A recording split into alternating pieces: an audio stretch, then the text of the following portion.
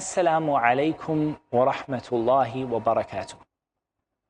Welcome, brothers and sisters, to what is the latter part of this series, inshallah, the end of days, with myself, Muhammad Tim Humble.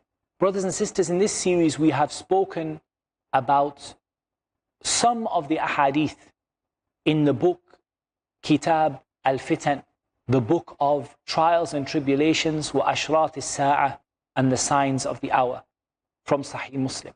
Now, insha'Allah ta'ala, having finished a very brief reading, the first thing that I want to do is to take a minute or two to encourage all of you to get hold of a copy of Sahih Muslim and to read the chapter in full.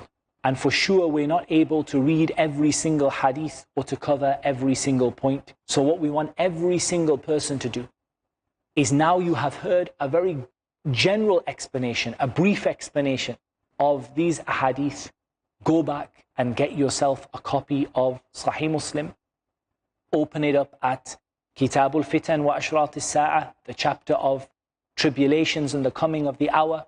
Sahih Muslim is available, translated in, as far as I know, almost any language. Certainly it's most definitely available in English, that you can get hold of a copy, open it up and have a read through. You're going to see a lot more context, a lot more information than I was able to give you in this short series.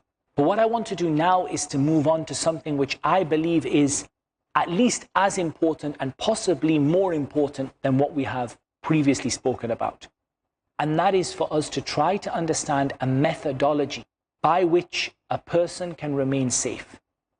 What have we learned about the coming of the hour? What have we learned about the end of days? Have we not learned that it will begin with fitan, trials, tribulations and minor signs? In some ahadith it is narrated that the fitan will be so bad, the trials will be so bad, that a believer will say, this is the end of me. I'm going to die. This is my destruction. Then Allah Azza wa Jal will save them. And then another trial will come that is worse, and the believer will say, this is the end of me. This is my destruction. And yet again, another trial will come that is even worse. The Prophet ﷺ said, Allah does not snatch away knowledge from the hearts of the people or from the chests of the people, but He takes away knowledge by causing the death of the scholars until Allah leaves no scholar. And the meaning of no scholar is not that there is no scholar in the world, but that relatively for these people, among all the people they are not following a genuine scholar. The people take ignorant fools or ignorant Islamic teachers or ru'asa, ignorant people, and they ask them questions. And they give them fatawa. They give them a fatwa. فَضَلُّوا وَأَضَلُّوا. So they misguide themselves and they misguide others. The Prophet ﷺ said, وَيْلٌ لِلْعَرَبِ مِنْ شَرٍّ قَدْ اقْتَرَبْ. Woe to the Arabs for an evil that is near. Trials and tribulations, the Prophet ﷺ said about them, indeed I see the places of tribulations falling between your houses like the places where the rain falls. All of these ahadith we've heard. So we know that our time is a time of fitan, a time of tribulations, and that these trials and tribulations will become worse. Now that's not to say that all of them will become worse. Some will cease, as the hadith indicates, and then become worse after time. But the general pattern of time with regard to these trials and tribulations and minor signs is that every time that will come will be worse than the previous time. Every time that will come will be worse than the previous time. This is a clear indication, because there are ahadith the Prophet ﷺ mentioned there is no time that will come except the time that is after it will be worse than it. And likewise, there are narrations that these trials will come until the believer says, this is the end of me, then another will be worse, and so on and so forth.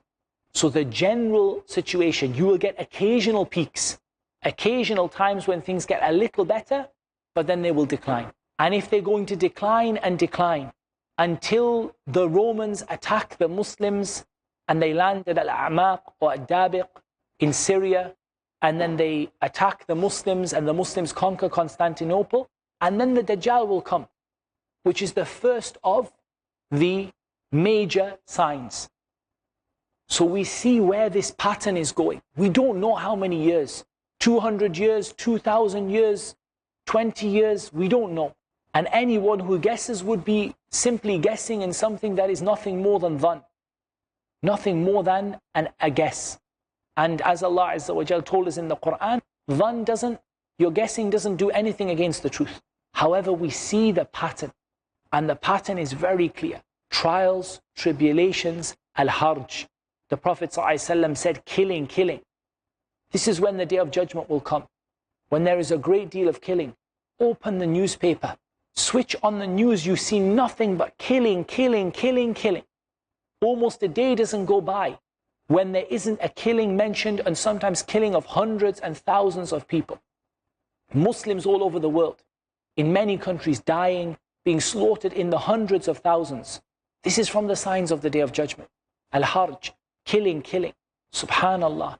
Look at the way that the situation is going.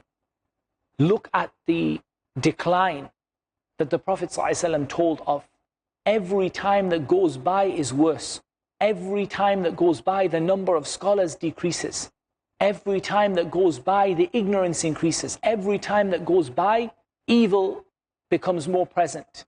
Every time that goes by, evil and trials and tribulations become more, and the minor signs become even clearer, and the major signs are only moments from happening. What does this tell us as a Muslim?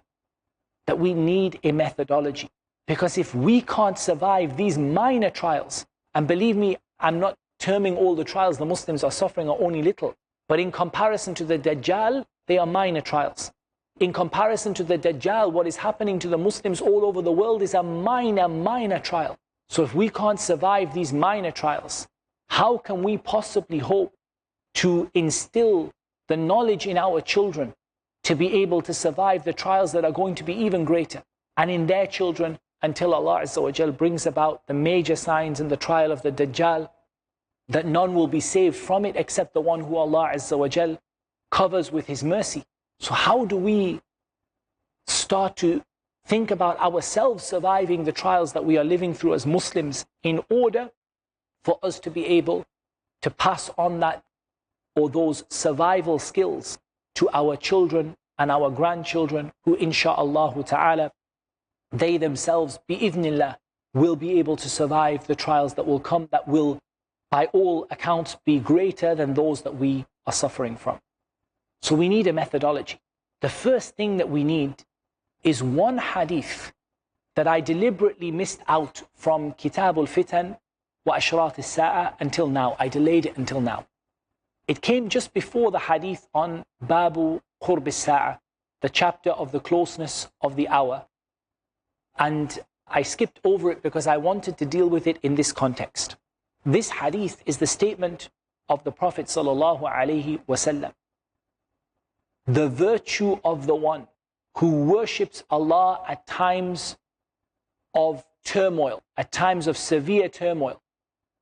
And the word used in some of the narrations is al-harj, at times of severe killing and turmoil, general turmoil, is like the virtue of the one who emigrates to me.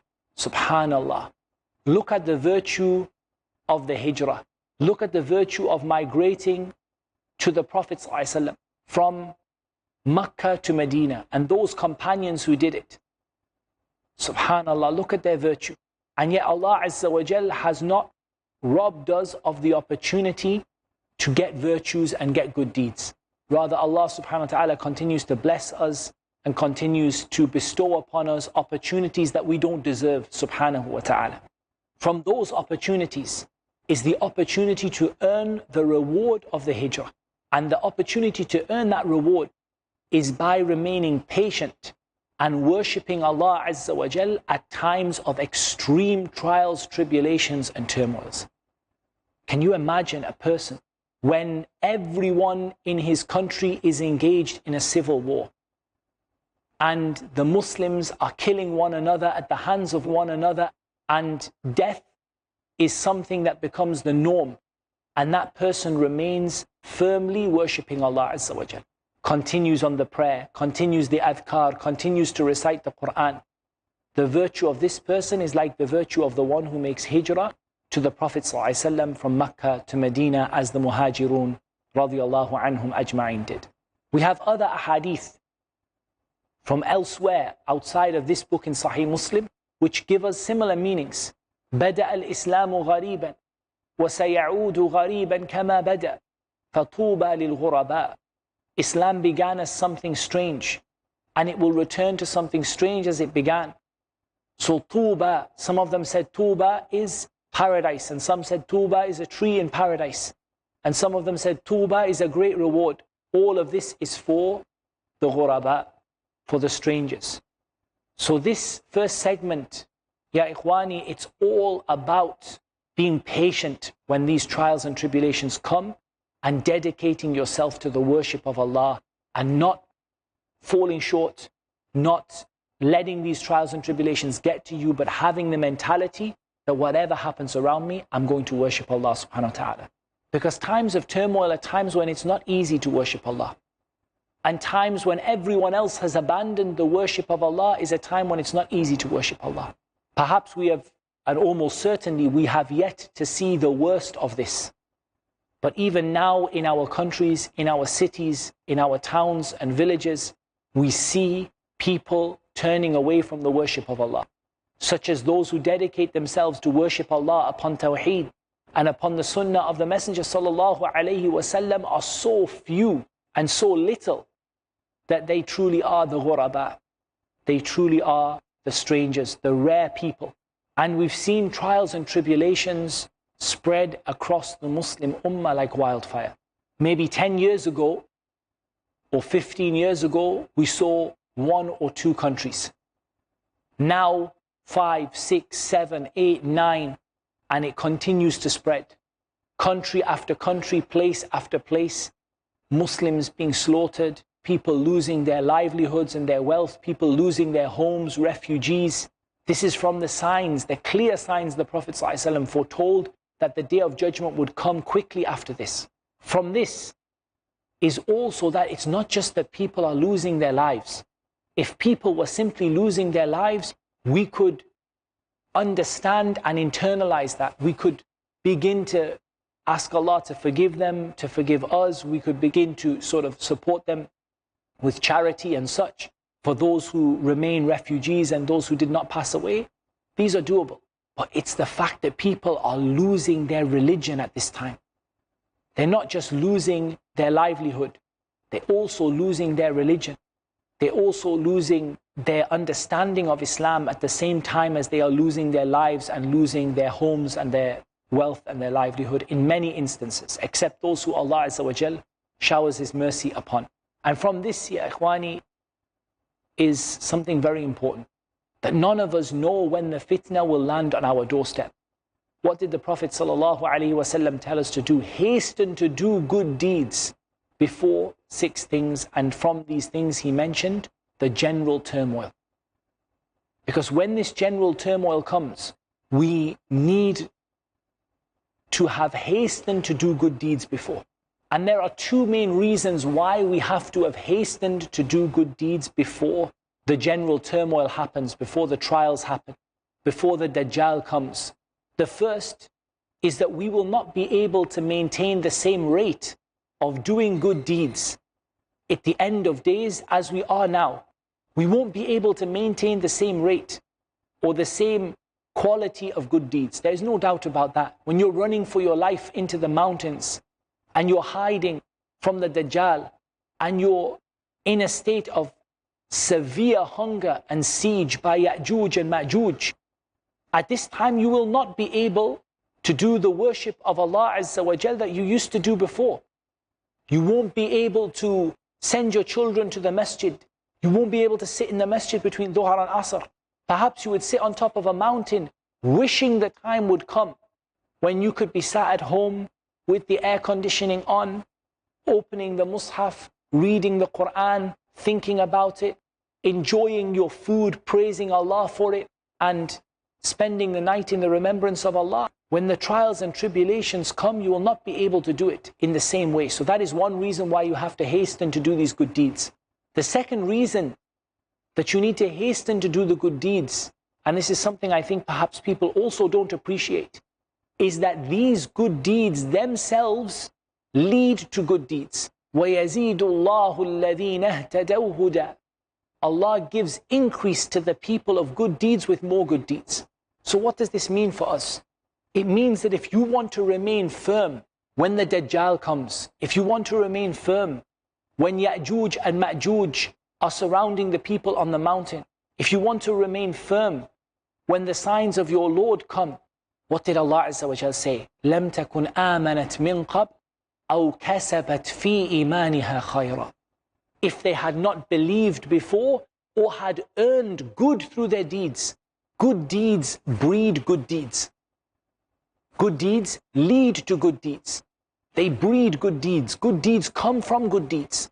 And so if you want to be able to do good deeds at the time of the Dajjal, if you want to be safe at the time of the Dajjal and be able to do good deeds, then for certain you have to be able to do good deeds before. Because if the situation is you can't worship Allah when you are safe, when you are comfortable, when you have every need that you need in the world is in front of you. You have your food, you have your wealth, you have your family, you have safety, you have the masjid, you have the teachers, and you can't worship Allah at that time, then how do you expect you'll be able to worship Allah when the Dajjal comes, or when Ya'juj and Ma'juj come, or at the time when the signs of your Lord or some of the signs of your Lord come? أَوْ كَسَبَتْ فِي إِيمَانِهَا خَيْرًا. You have to have earned something from your iman. You have to have taken some of that good deeds that make up your iman and done them. And the more good deeds you do now, the more will be written for you then. Because the situation of the Muslim is that when the Muslim is prevented from doing good deeds, and you may be prevented, for example, by sickness or by trials or tribulations, Allah Azza wa Jal will write for you the same good deeds that you used to do prior to that. Allah Azza wa Jal will write for you the same good deeds you used to do prior to that. So if you were worshipping Allah Azza wa Jal, you were praying your prayers, you were doing your voluntary prayers, you were doing your dhikr, you were doing all of those things, then when trials and tribulations happen, you will be doing the same as well. And so if you want that virtue that we're talking about in this episode of worshipping Allah at times of difficulty, worshipping Allah at times of trials and tribulations, whether they are minor tribulations or whether they are major tribulations, then in order to do this, you have to be able to worship Allah before that. So in this, we've talked about the virtue of doing good deeds at times of tribulations. We've looked at the reason for this, being hastening to do good deeds before that. Because first of all, it allows the good deeds to be written for you, even when you're in the time of trials. And secondly, it allows you the tawfiq from Allah to be able to actually do those good deeds in the first place. And if we want an excellent example of this, of the virtue of worship at times of trials, look at the Sahaba radiallahu anhum wa ardahum. In the battle of the camel, the battle of Siffin, I've spoken about it in my series on lessons from Islamic history. In the battle of the camel and the battle of Siffin, how were the companions? And at the head of them, Ali bin Abi Talib radiallahu ta'ala anhu wa arda. How was Ali bin Abi Talib? How were the companions? Did they cease to worship Allah so that they could fight? Did they cease to worship Allah because their brothers were killing one another and because there were problems going on and there were difficulties? They ceased to worship Allah because the munafiqeen had a hand over them and were able to exercise some control and plot against them. Rather, they were absolutely consistent in worshipping Allah Azza wa Jal. Ali bin Abi Talib used to do the voluntary adhkar. He used to sit and do the voluntary adhkar. Now you imagine, this is a time when he is being threatened by assassination. He has rebels in his own army behind him. He has companions, brothers, people who were the closest of people standing sword to sword and face to face. And yet he still finds his time to worship Allah Azza wa Jal with the individual acts of worship, to seclude himself in worship, to make dua. And that is because he took his example from the best of mankind, sallallahu alayhi wasallam. In the battle of Badr, when the Muslims were by all accounts about to be wiped out, a tiny number of Muslims versus a large number of non-Muslims, 3 to 1. weaponry very minimal, and huge amount of weaponry and cavalry available to the non-Muslims. The non-Muslims are battle-hardened and experienced. The Muslims are in their first serious battle. How did the Prophet ﷺ spend his night? And how did Abu Bakr spend his night? Calling upon Allah Azza wa Jal, praying, weeping, remaining consistent in worship. This is the kind of inspiration that inspired Ali ibn Abi Talib at the time of fitna to remain solid and remain worshipping Allah Azza wa Jal as he was commanded to. And this is an inspiration for us. The actions of the companions are an excellent inspiration for us, and the actions of the Prophet ﷺ even more so. لَقَدْ كَانَتْ لَكُمْ فِي رَسُولِ اللَّهِ أُسْوَةٌ حَسَنَةٌ. There is for you in the Messenger of Allah the best example, being patient in the times of trials. And we remind you that patience means continuing to do good deeds, abstaining from doing haram, and becoming accepting and content with what Allah Azza wa Jal decrees to put you through from trials and tribulations. So this episode is all about the virtue of worshipping Allah when things get tough, the examples of that, and hastening to do good deeds before then, in order that those good deeds are written for you, and in order that you have the tawfiq from Allah to actually be able to do them and to actually be able to succeed in what you hope. So this is, I think, an important way to finish that conclusion on the ahadith of Sahih Muslim. It was skipped over for the purpose of bringing it last, because I think it nicely concludes what we've been speaking about. And from the next episode, inshallah, going through this methodology of the Muslim, I guess this one is somewhere in between being part of the methodology and part of the book. Now we're going to break from the book, inshallah, and go through some key points in order for us as Muslims to be saved from trials and tribulations and to do the right thing when we see the minor signs, and indeed should we live to see the major signs. May Allah Azza wa Jal keep us all safe, you and I. And until next time, I leave you in the care of Allah. Assalamu alaikum wa rahmatullahi wa barakatuh.